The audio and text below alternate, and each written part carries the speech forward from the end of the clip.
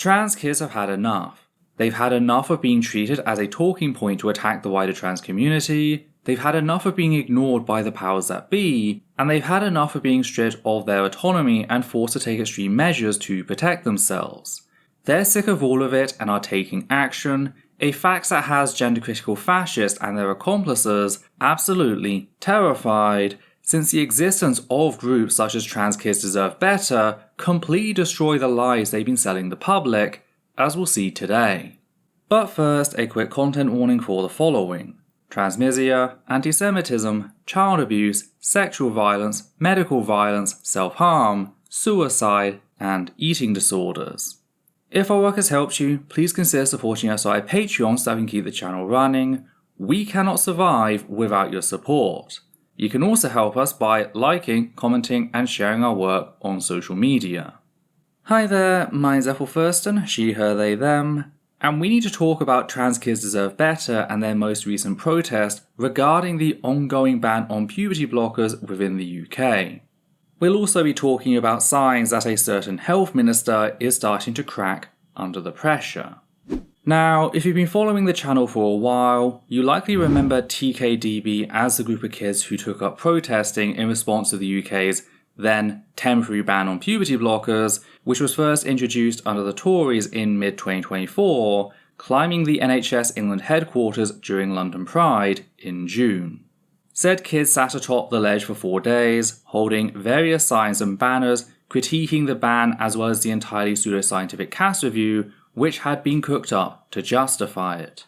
For details on the CAS review's many flaws, namely how it straight up lied about pre-existing research and even its own methodology, do check out our video, J.K. Rowling Caught Lying About Trans Children, specifically the chapter titled The Pseudoscientific Pamphlet That Refuses to Die Already. It also exposes the author's known conflict of interest and how the then Tory government boasted about stacking medical institutions with anti-trans bigots because they knew that the CAS review could not stand any sort of scrutiny. Yet TKDB continued, going on to occupy the Department for Education in August, drawing further attention to said atrocity. They then rather famously shut down an LGBT Alliance conference, which was attended and supported by none other than J.K. Rowling, releasing live crickets into the main hall at the October event. The LGBT Alliance is an anti-trans hate group run by primarily allocishet people who use the claim that they speak for lesbian, gay and bisexual people to distract from their bigotry. They also have a history of sexualizing minors, specifically trans boys and trans-masc non-binary folk, as seen here. Up and down the country and around the world, girls are removing breasts that have never known a lover's caress. Something that was pointed out in a comment to the channel recently was how this statement is to trans boys what the whole "she just hasn't had a good cock in her yet" is to lesbians. And yeah, now that one of you said it, I can't unsee it. That is the form of sexual dehumanization being enacted here, on stage, at an official LGBT Alliance conference targeting children, no less. So it was great to see the conference shut down. Members of TKDB issued statements regarding the conference as their actions gained traction in the press, statements which we read out here on the channel. TKDB then went on to stage a die-in at Victoria Station after Wes Streeting, Health Secretary for the newly elected Labour Party, extended the Tories' temporary ban on puberty blockers. TKDB did so to draw attention to the fact that such bans had been linked to trans suicide.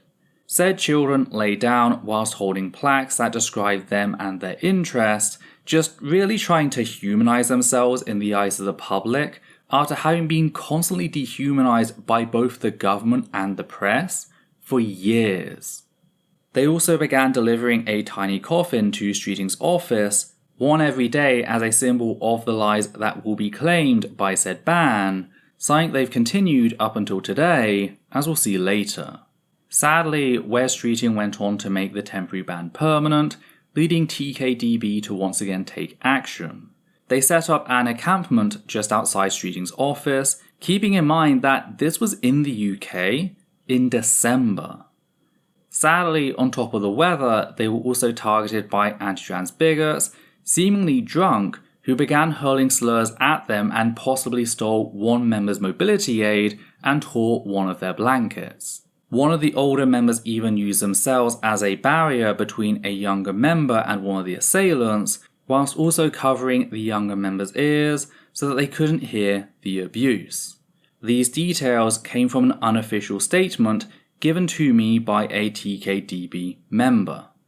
Speaking of violence targeted at literal children, it'd be wrong not to mention the fact that failed comedy writer turned full-time gender-critical fascist Graham Linehan was filmed sexually degrading a 17-year-old trans child out in public because he thought they were a member of TKDB, specifically one of the children who had released crickets into the LGBT Alliance conference. Not only did Linehan sexually harass their child in full view of a gender-critical event, because that's how normalized this is, but he then boasted online about the fact that he physically assaulted said child in a failed attempt to destroy their mobile after he realized that they were recording him engaged in said sexual harassment. Hopefully this gives you an idea of who trans kids deserve better are, what they've done, as well as some of the violence they've been made to suffer. Not just in the medical sense of how they've been stripped of essential medical care, but how they've been targeted by gender-critical adults in an attempt to silence them. I think one of the reasons people such as Linehan react so viscerally towards them is because political action is a clear display of autonomy, and that completely undermines the gender-critical narrative that trans kids are actually puppets being exploited by a Jewish shadow state. I really cannot overstate just how courageous these kids are, nor how disappointing it is that they've been forced into a situation where they've had to display such courage. As much as we should all be applauding them for their strength, we shouldn't lose sight of the fact that these are children who have been stripped of their childhood earlier than most in being forced to become self-advocates. Which finally brings us up to today's story, namely how on the 25th of March, two members of Trans Kids Deserve Better interrupted Wes Streeting at a Guardian event. TKDB then released a statement to their website declaring, quote, "At a Guardian discussion, two young activists from Trans Kids Deserve Better confronted Wes Streeting. The Action Network have left a paper coffin outside Wes Streeting's constituency office in Ilford for 200 days since he announced that the puberty blocker ban would continue. Today, foregoing the regular coffin drop, one activist went up and personally handed Wes a coffin, reading, 'Could you bear to look us in the eye and tell us that you'll let us die?' Another activist stood up and addressed Wes directly, saying, 'Wes Streeting, every day TKDB drops off a coffin at your constituency. You accept £175,000 from private donations, yet you deny trans kids a voice. Instead, you value the opinions of 8 anti-trans groups. When banning puberty blockers, you interact with parents who believe in abusing us, showing them your support and sympathy. Why not us? Listen to us. Our lives are on the line.' Before they could finish, a member of the audience reached over a chair, trying to pull him down." End quote. Just wanted to pause here to give additional context. The 8 anti-trans groups refers to the UK government's 2024 consultation on whether or not to make the temporary ban on puberty blockers permanent. Amongst the groups reached out to as part of the consultation was anti-trans lobbying group Sex Matters, the LGBT Alliance, the very same LGBT Alliance that publicly sexualizes children, as shown earlier, and the Bayswater Support Group. That last one, the Bayswater Group, is especially egregious considering how, before the consultation, the Bureau of Investigative Journalism published 2 groundbreaking exposés showing how members of said group boasted about the ways they abused and tortured their children. Now, we recently produced a piece on the topic after video emerged of Wes Streeting throwing his full support behind the group, But to give you some highlights, one parent openly stated that they denied their child access to a rape crisis center after they'd been sexually assaulted purely because said center was gender affirming. Another parent, an official committee member of the Bayswater group, mocks the fact that their child had moved out of their house and into accommodation explicitly intended for LGBT+ victims of abuse, labeling said refuge a quote, church for the gender faithful, end quote. There's more, including parents boasting about destroying binders and phones, so do check out our video or the articles. Now, whilst it could be argued that Wes Streeting was unaware of this when he threw his support behind said group during the elections, the same cannot be said of when he and his team chose to invite said abusive parents to be a part of said consultation at the end of 2024. In doing so, Wes Streeting has signed off on said abusive behaviour, giving it his implicit support. That noted, it also bears mentioning that, in spite of putting his fingers on the scales in inviting said hate groups to partake in his consultation, the overwhelming majority of respondents, 59%, still opposed said ban, with a meager 27%, almost entirely accounted for via the 8 hate groups, supporting it. Just focusing down on researchers and academics, the people most up to date with the data, only a quarter supported making the ban permanent, whilst 3/4 strongly opposed doing so on the basis of available evidence. Moving on to potential risks, more than 80% of respondents, 41 out of 51, stated that there were risks involved with making the ban permanent. Again, this is the government's own consultation. None of this nuance was seen in Wes Streeting's speech and his claims regarding the Commission's advice at the time. The way he presented things made it sound like he had an overwhelming majority on his side, when that couldn't be further from the truth. Just like the lies told to uphold the non-peer-reviewed CAS review, Wes Streeting once again chose to present a fraudulent narrative to the British public in order to manufacture consent where there wasn't any to begin with.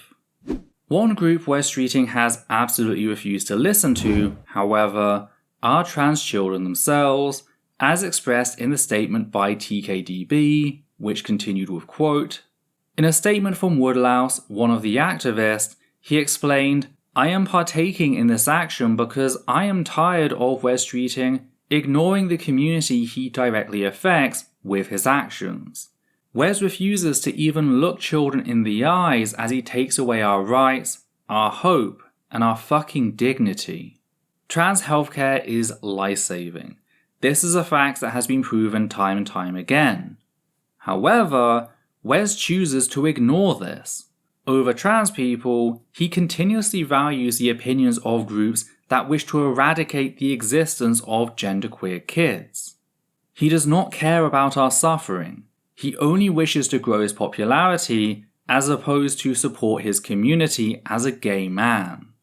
Wes is killing trans kids in the name of his image, and I refuse to let this happen without consequences." In a statement from the other activist involved, Tom Fall, he says, "I'm taking part in this action because Wes Streeting has had so many chances to listen to trans children, but he's actively choosing to ignore us. We've tried to reach out to him. We've dropped a coffin at his door 200 times now. I personally made many of those.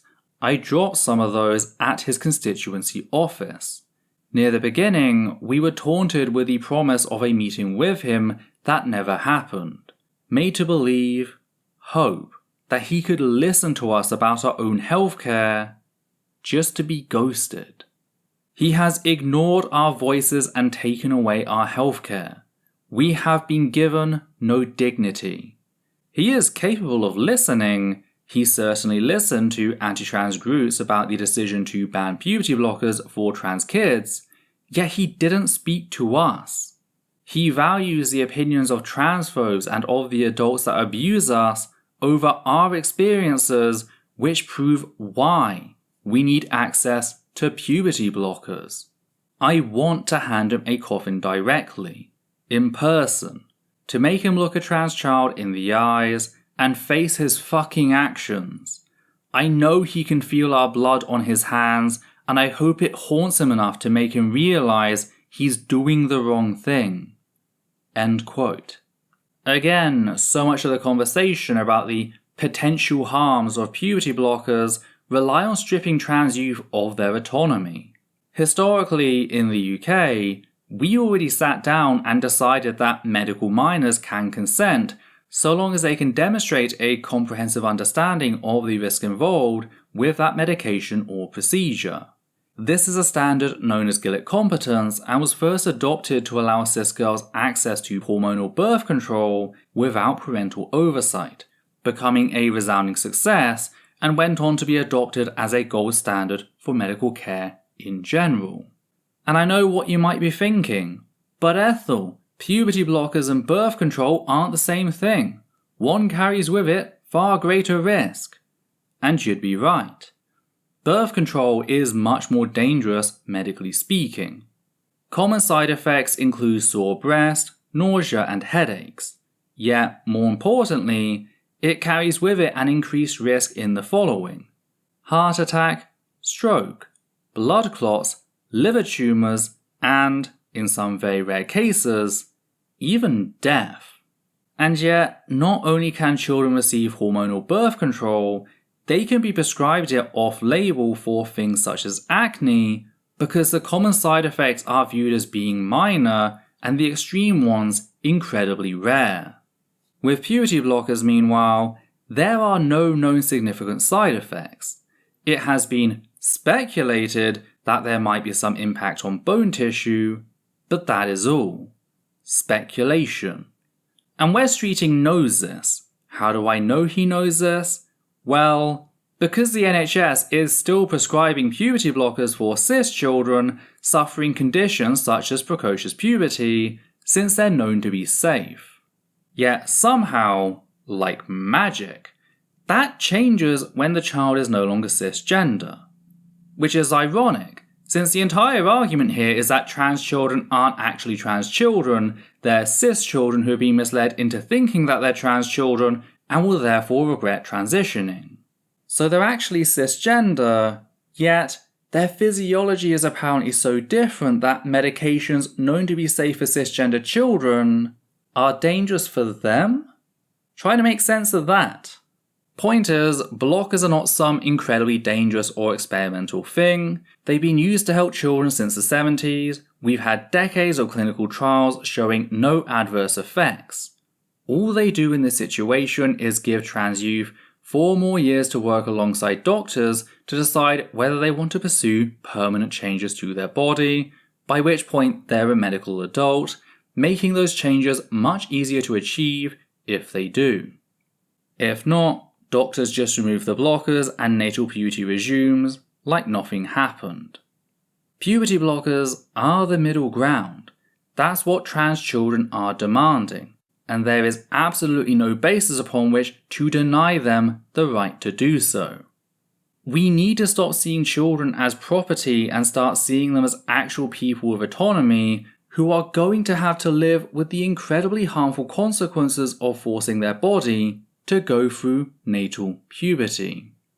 Though there was a ray of hope which came in at the end with quote, "This was one of 3 disruptions to the evening, collaborating with Climate Resistance on their Abolish Billionaires campaign.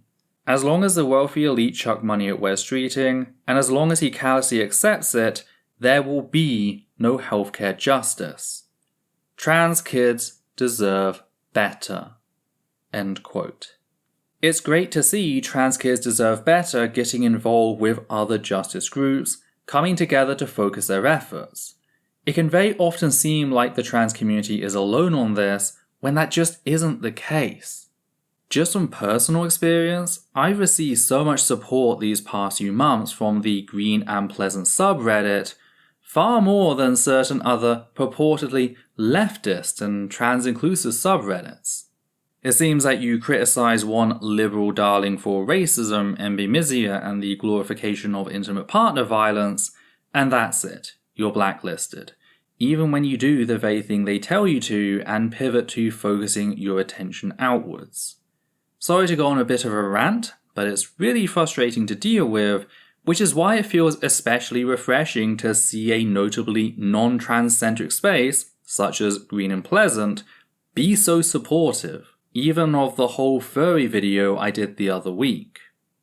And that's how it feels to see Trans Kids Deserve Better acting in collaboration with Climate Resistance, and I hope to see more such collaborations in future. Again, it can feel very isolating with everything that's going on right now, and that's by design. That's why groups such as the LGBT Alliance were invented, to make it look like cis, lesbian, gay and bisexual people wanted to get rid of trans people. This is particularly true regarding the narratives surrounding cis lesbians hating trans women, in spite of said lesbians having the highest levels of support for their trans sisters of any demographic, ranging between 84 and 94%, depending on what generation they're from. This collaboration is an excellent way to counter said narrative, so good on Trans Kids Deserve Better and Climate Resistance. It also reminds me of Pride, the 2014 movie about the London queer community rallying to support the miners striking under Margaret Thatcher. How two communities seemingly unconnected came together to support one another, first the queer community supporting the miners in their darkest hour, and then the miners not only turning up for Pride, but forming a Labour voting bloc that was instrumental in making the Labour Party adopt LGBT+ rights into their policies going forward. There's a lodge banner down in the welfare, over 100 years old. We bring it out for special occasions, you know. I'll show it to you one day. It's a symbol like this, right? 2 hands. That's what the Labour movement means, should mean. You support me, I support you, whoever you are, wherever you come from, shoulder to shoulder, hand to hand. This collaboration captures that perfectly. It's a great movie, by the way, well worth the watch, especially in showing how solidarity can look if we fight for it. Jenny Draper also did a wonderful video last year discussing just how accurate that film was, and I was kind of surprised by just how well the directors did, with the exception of the treatment of lesbians against pit closures. So do give that video a watch once you've seen the film. The movie doesn't shy away from the darker side of how the queer community was treated at the time, but it has an undeniably positive outlook on things a lot of us could use right now. Speaking of positives, there's a few other little things I just wanted to touch on, starting with how Trans Pride Brighton, one of the biggest trans prides in the UK, has come out and officially banned their local Labour MPs from attending. And yeah, it's easy to see why. The Labour Party has, in many ways, outdone the Tory party in just how cruel it has been towards the LGBT+ community, particularly trans people and trans youth, first extending and then making the Tories' puberty blocker ban permanent. They also seem set to do the same with gender-affirming care for adults. That is political, legal, and medical violence. It is therefore not appropriate for Labour to have any sort of presence at a Pride event, and I personally believe this should be the norm for general Pride as well, not just trans Pride. Pride began as and remains a protest, as much as the corporate ghouls that parasitize it would like to pretend otherwise. And Labour being at a Pride event marks that event as unsafe for trans people. We're well beyond fixing things from the inside. Until Keir Starmer, Wes Streeting and neoliberalism are dead and gone, that party should not be allowed within 100 feet of any Pride event. This is particularly true of Wes Streeting. Streeting has separated himself from his community via the blood of trans children. If you are a gay man and an ally to the trans community, I am giving you this one objective. Make sure Wes Streeting knows that he is not welcome anywhere that flies the rainbow flag. I don't care if it's Pride, a gay-owned business, or even a damn hookup app. I need you to hold him accountable in a way that trans children cannot because of the wall he's built around himself, to do all you can to make him feel a fraction of the isolation he has forced upon trans youth. He can make peace with the community once he reverses the harm he has done, resigns, and gets a job outside the public eye. But until then, treat him with the exact same contempt that you would an anti-gay preacher. Fact is, I think this is already starting to happen. I think Streeting is beginning to realize just how hated he's made himself within the LGBT+ community. Which brings us to a little thing that happened on Instagram just the other day. The official Wes Streeting account posted a photo of him standing by the statue of George Orwell, specifically in front of the text which declares, "If liberty means anything at all, it means the right to tell people what they do not want to hear," clearly implying that he's some sort of hard realist defending liberty. Only problem is, Streeting forgot that giving someone a reality check was a two-way street, leading someone to rightfully comment with, quote, "So far, you spent your time as health secretary attacking disabled people and ruining the lives of trans people. I will never vote Labour again because of you. Shame on you, Wes," end quote. To which Streeting attempted a clapback, asserting that, quote, "I'm opening new gender identity clinics to support trans people and put an extra $86 million into the disabled facilities grant. Get a grip," end quote. Only for the original poster to return and put Streeting back in his place with, quote, "You've also removed trans healthcare for young trans people after the now discredited Cass review, and your unqualified ramblings regarding those suffering with mental health conditions was a disgrace. So, with all due respect, it's time for you to get a grip and stop attacking vulnerable groups," end quote. It's at this point that the interaction began to be shared on Reddit, Blue Sky, and even Facebook, with people pointing out that A, when Streeting says new gender identity clinics to support trans people, he actually means gender identity conversion clinics intended to torture trans people into being cis, and B, that this is not the way a public official, least of all the health secretary for the UK government, should be talking to a member of the public they serve. I find it difficult to even imagine most Tory party members doing this, so for Streeting to lash out like this suggests to me that all the criticism he's been receiving is working, that it's hitting a nerve and making his life miserable. Which is excellent. Never underestimate the power of making politicians absolutely miserable as they continue to hurt marginalized people. This whole thing reminds me of when people in the US began harassing politicians in restaurants during the first Trump administration, and that is the sort of energy I want to see here in the UK right now. No justice, no peace. It might seem petty to some, but you'll be surprised by just how far petty can take you. Though, what do you think? What are your thoughts on the most recent action taken by Trans Kids Deserve Better? What sort of action would you like to see more of in future? What do you think about Streeting lashing out? Did you notice something I missed? If so, be sure to let me know in the comments down below. And if you appreciate what we do here and want to help keep us running, please consider becoming one of the wonderful patrons who make our work possible. You can also make a one-time donation via PayPal or Super Thanks on YouTube. On that note, we'd just like to thank the following people: Matthew Kovac, Goddess Alita, Flynn, and Higgins the Seagull. And for myself, Adita, and Levi, take care now.